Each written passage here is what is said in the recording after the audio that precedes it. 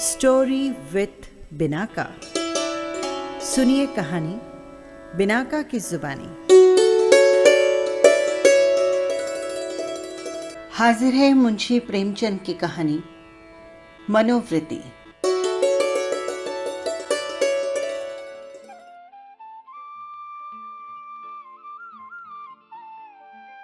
यदि एक सुंदर युवती प्रातःकाल गांधी पार्क के बिल्लौर बेंच पर गहरी नींद सोई पाई जाए तो ये चौंका देने वाली बात है।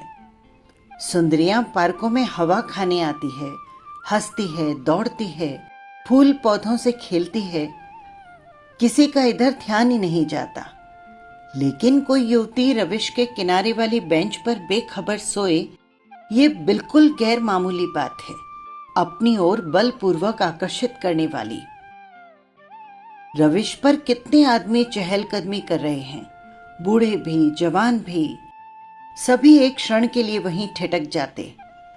एक नजर वो दृश्य देखते हैं और तब चले जाते हैं। युवक वृंद रहस्य भाव से मुस्कुराते हुए, वृद्धजन चिंता भाव से सिर हिलाते हुए और युवतियां लज्जा में आंखें नीचे किए हुए।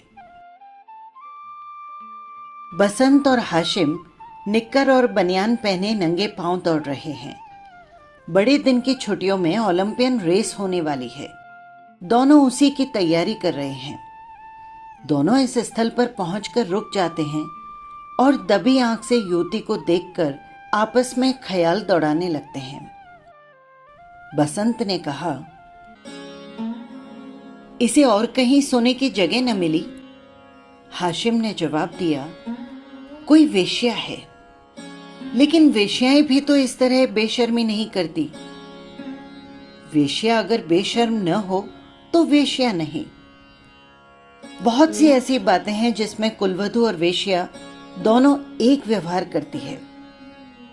कोई वेश्या मामूली तौर पर सड़क पर सोना नहीं चाहती।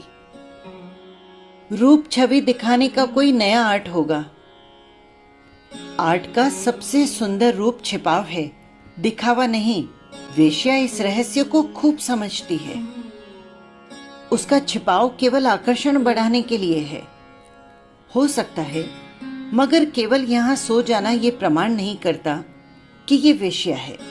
देखो, इसकी मांग में सिंदूर है। वेश्याएं अवसर पड़ने पर सौभाग्यवती बन जाती है। रात भर प्याले के दौर चले होंगे, काम क्रीड़ाएं हुई होंगी, अवसाद के कारण ठंडक पाकर सो गई होगी। पर मुझे तो ये कुलवधू सी लगती है। क्या कुलवधू पार्क में सोने आएगी? हो सकता है घर से रूठ कर आई हो। चल पूछ ही क्यों न लें। मेरे अहम को बगैर परिचय के आप किसी को कैसे जगा सकते हो? अजी चलकर परिचय कर लेंगे, उल्टे और एहसान जताएंगे। और जो कहीं झिड़क दिया तो? झिड़कने की अगर कोई बात हुई तो उससे सौजन्य और सहृदयता से डूबी हुई बातें करेंगे। कोई युवती या गत यौवनाएं तक रस भरी बातें सुनकर फूल उठती है। और ये तो नव यौवना है। मैंने रूप और यौवन का ऐसा सुंदर संयोग नहीं देखा। मेरे हृदय में तो ये रूप जीवन पर्यंत के लिए अंकित हो गया है, शायद कभी न भूल सकूंगा। मैं तो फिर भी यही कहता हूं कि कोई वेश्या है। रूप की देवी वेश्या हो, उपास्य है। यहीं खड़े खड़े कवि की सी बातें करोगे? जरा वहां तक चलते क्यों नहीं? केवल खड़े रहना, पाश में डालूंगा। कोई कुलवधू है। कुलवधू पार्क में आकर सोए तो इसके सिवा कोई अर्थ नहीं कि वो आकर्षित करना चाहती है। और ये वेश्या मनोवृत्ति है। आजकल की युवतियां भी ना बड़ी फॉरवर्ड होने लगी है। फॉरवर्ड युवतियां युवकों से आंखें नहीं चुराती। हाँ, लेकिन है ये कुलवधू। और कुलवधू से किसी तरह की बातचीत करना मैं बेहूदगी समझता हूं। तो चलो फिर दौड़ लगाएं। लेकिन दिल में वो मूर्ति दौड़ रही है। तो आओ बैठें। जब वो उठकर जाने लगे तो उसके पीछे चलें। मैं कहता हूं कि ये वेश्या है, लेकिन मैं कहता हूं कि ये कुलवधू है। तो रही 10-10 की बाजी। दो वृद्ध पुरुष धीरे धीरे जमीन की ओर ताकते आ रहे थे, मानो खोई हुई जवानी ढूंढ रहे हों। एक की कमर झुकी, बाल काले, शरीर स्थूल, और दूसरे के बाल पके हुए पर कमर सीधी और एकराह शरीर। दोनों के दांत टूटे पर नकली लगाए हुए, दोनों की आंखों पर ऐनक। मोटे महाशय वकील हैं, छरहरे महोदय डॉक्टर। वकील ने कहा, देखा, ये है 20वीं सदी की करामात। डॉक्टर बोले, जी हां, देखा। हिंदुस्तान दुनिया से अलग नहीं है, लेकिन आप इसे शिष्टता तो नहीं कह सकते। शिष्टता की दुहाई देने का अब समय नहीं है। किसी भले घर की लड़की, अजीब वेश्या है साहब, आप इतना भी नहीं समझते। वेश्या इतनी फुहड़ नहीं होती, और भले घर की लड़की फुहड़ होती है। नई आजादी है, नया नया नशा है। हम लोगों की तो बुरी भली कट गई, जिनके सर आएगी वो छेलेंगे। जिंदगी जहन्नुम से बदतर हो जाएगी। अफसोस जवानी रुखसत हो गई, मगर आंखें तो नहीं रुखसत हो गई, वो दिल तो नहीं रुखसत हो गया। बस आंखों से देखा करो और दिल जलाया करो। मेरा तो फिर से जवान होने को जी चाहता है। सच पूछो तो आजकल के जीवन में ही जिंदगी की बहार है। हमारे वक्तों में तो कोई कहीं सूरत ही नजर नहीं आती थी। आज तो जिधर जाओ हुस्न ही हुस्न के जलवे हैं। सुना है युवतियों को दुनिया में जिस चीज से सबसे ज्यादा नफरत है वो बूढ़े मर्द हैं। मैं इसका कायल नहीं। पुरुष का जौहर उसकी जवानी नहीं, उसका शक्ति संपन्न होना है। कितने ही बूढ़े जवानों से ज्यादा कड़ियल होते हैं। मुझे तो आए दिन इसके तजुर्बे हैं। मैं ही अपने को किसी जवान से कम नहीं समझता। ये सब सही है, पर बूढ़ों का दिल कमजोर हो जाता है।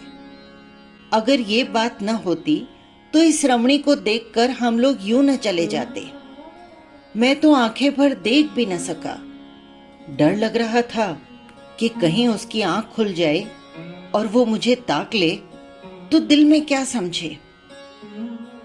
खुश होती कि बूढ़े पर भी उसका जादू चल गया। अजी रहने भी दो। आप कुछ दिनों अकोसा का सेवन कीजिए। चंद्रोदय खाकर देख चुका, सब लूटने की बातें हैं। मंकी ग्लैंड लगवा लीजिए ना। आप इस युवती से बात पक्की करा दें, मैं तैयार हूं। हाँ, ये मेरा जिम्मा, मगर भाई हमारा भी हिस्सा रहेगा। अर्थात ये कि कभी कभी मैं भी आपके घर आकर आंखें ठंडी कर लिया करूंगा। अगर आप इस इरादे से आए तो मैं आपका दुश्मन हो जाऊंगा। ओहो, आप तो मंकी ग्लैंड का नाम सुनते ही जवान हो गए। मैं तो समझता हूं ये भी डॉक्टरों ने लूटने का एक लटका निकाला है। सच। अरे साहब, इस रमणी के स्पर्श में जवानी है। आप हैं किस फेर में? उसके एक एक अंग में, एक एक मुस्कान में, एक एक विलास में जवानी भरी हुई है। न 100 मंकी ग्लैंड, न रमणी का एक बाहुपोश। अच्छा, कदम बढ़ाइए, मुवक्किल आकर बैठे होंगे। पर ये सूरत याद रहेगी। फिर आपने याद दिला दी। वो इस तरह सोई है इसलिए कि लोग उसके रूप को, उसके अंग विन्यास को, उसके बिखरे हुए केशों को, उसकी खुली हुई गर्दन को देखें और अपनी छाती पीटें। इस तरह चले जाना उसके साथ अन्याय है। वो बुला रही है और आप भागे जा रहे हैं। हम जिस तरह दिल से प्रेम कर सकते हैं, जवान कभी नहीं कर सकता। बिल्कुल ठीक। मुझे तो ऐसी औरतों से साबिका पड़ चुका है जो रसिक बूढ़ों को खोजा करती है। जवान तो छिछोरे, उच्छृंखल, अस्थिर, और गर्वीले होते हैं। वे प्रेम के बदले कुछ चाहते हैं, और यहाँ बूढ़े निस्वार्थ भाव से आत्मसमर्पण करते हैं। आपकी बातों से दिल में गुदगुदी हो गई, मगर एक बात याद रखिए, कहीं उसका कोई जवान प्रेमी मिल गया तो मिला करे। यहाँ ऐसों से नहीं डरते। आपकी शादी की कुछ बातचीत थी तो? हाँ थी, मगर जब अपने लड़के दुश्मनी पर कमर बांधे तो क्या करें। मेरा बेटा यशवंत तो बंदूक दिखाने लगा। ये जमाने की खूबी है। अक्टूबर की धूप तेज हो चली थी। दोनों मित्र निकल गए। दो देवियां, एक वृद्धा और दूसरी नवयौवना, पार्क के फाटक पर मोटर से उतरी और पार्क में हवा खाने आई। उनकी निगाह भी नींद की मारी युवती पर पड़ी। वृद्धा ने कहा, बड़ी बेशर्म है। नवयौवना ने तिरस्कार भाव से उसकी ओर देखा और कहा, ठाठ तो भले घर की देवियों के हैं। बस ठाठ ही देख लो, इसी से मर्द कहते हैं कि स्त्रियों को आजादी नहीं मिलनी चाहिए। मुझे तो कोई वेश्या मालूम होती है। वेश्या ही सही, पर इसे इतनी बेशर्मी करके स्त्री समाज को लज्जित करने का क्या अधिकार है। कैसे मजे से सो रही है ना, मानो अपने घर में हो। बेहयाई है। मैं पर्दा नहीं चाहती, पुरुषों की गुलामी भी नहीं चाहती, लेकिन औरतों में जो गौरवशीलता और जो सलज्जता है उसे नहीं छोड़ती। मैं किसी युवती को सड़क पर सिगरेट पीते देखती हूं तो मेरे बदन में आग लग जाती है। उसी तरह आदि का जंपर भी मुझे नहीं सुहाता। क्या अपने धर्म की लाज छोड़ देने से ही साबित होगा कि हम बहुत फॉरवर्ड हैं?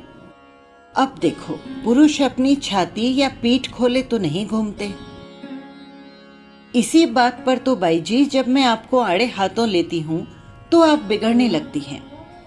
पुरुष स्वाधीन है, वो दिल में समझता है कि मैं स्वाधीन हूं, पर स्वाधीनता का स्वांग नहीं भरता। स्त्री अपने दिल में समझती रहती है कि वो स्वाधीन नहीं है, इसीलिए वो अपनी स्वाधीनता का ढोंग करती है। जो बलवान है वो अकड़ते नहीं, जो दुर्बल है वही अकड़ करती है। क्या आप उन्हें अपने आंसू पहुंचने के लिए इतना अधिकार भी नहीं देना चाहती?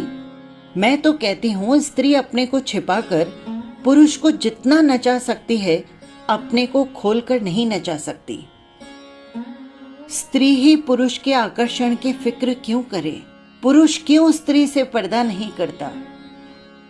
अब मुंह न खुलवाओ मीनू। इस छोकरी को जगाकर कह दो कि जाकर घर में सोए। इतने आदमी आ जा रहे हैं और ये निर्लजा टांगे फैलाकर पड़ी है। यहां नींद कैसे आई? रात कितनी गर्मी थी बाई जी, ठंडक पाकर बेचारी की आंख लग गई होगी। मीनू युवती के पास जाकर उसका हाथ पकड़कर हिलाती है। यहां पर क्यों सो रही हो देवी जी? इतना दिन चढ़ आया है, अब तो उठकर घर जाओ। युवती आंखें खोल देती है। ओह, इतना दिन चढ़ाया? क्या मैं सो गई थी? मेरे सिर में चक्कर आ जाया करता है। मैंने समझा शायद हवा से कुछ लाभ होगा। यहां आई, पर ऐसा चक्कर आया कि मैं इस बेंच पर ही बैठ गई। फिर मुझे होश ही न रहा। अब भी मैं खड़ी नहीं हो सक रही हूं। मालूम होता है मैं गिर पड़ूंगी। बहुत दवा की, पर कोई फायदा नहीं होता। आप डॉक्टर श्यामनाथ को जानती होंगी, वो मेरे ससुर हैं। युवती ने आश्चर्य से कहा, अच्छा, वो तो अभी ही इधर से गए हैं। सच? लेकिन मुझे पहचान कैसे सकते हैं? अभी मेरा गौना नहीं हुआ है। तो क्या आप उनके लड़के बसंतलाल की धर्मपत्नी हैं? युवती ने शर्म से सिर झुकाकर स्वीकार किया। मीनू ने हंसकर कहा, बसंतलाल तो अभी इधर से गए हैं। मेरा उनसे यूनिवर्सिटी का परिचय है। अच्छा, लेकिन उन्होंने भी मुझे देखा कहाँ है? तो मैं दौड़कर डॉक्टर साहब को खबर दे दूं? जी नहीं, किसी को न बुलाइए। बसंतलाल भी वहीं खड़ा है, उसे बुला दूं? नहीं। तो चलो, अपनी मोटर पर तुम्हें तुम्हारे घर पर ही पहुंचा दूं। बड़ी कृपा होगी। किस मोहल्ले में? बेगमगंज, मिस्टर जयराम के घर। बस यही थी कहानी। आपको कैसी लगी कमेंट बॉक्स में जरूर लिखिएगा। फिर मिलेंगे किसी नई कहानी के साथ। नमस्कार।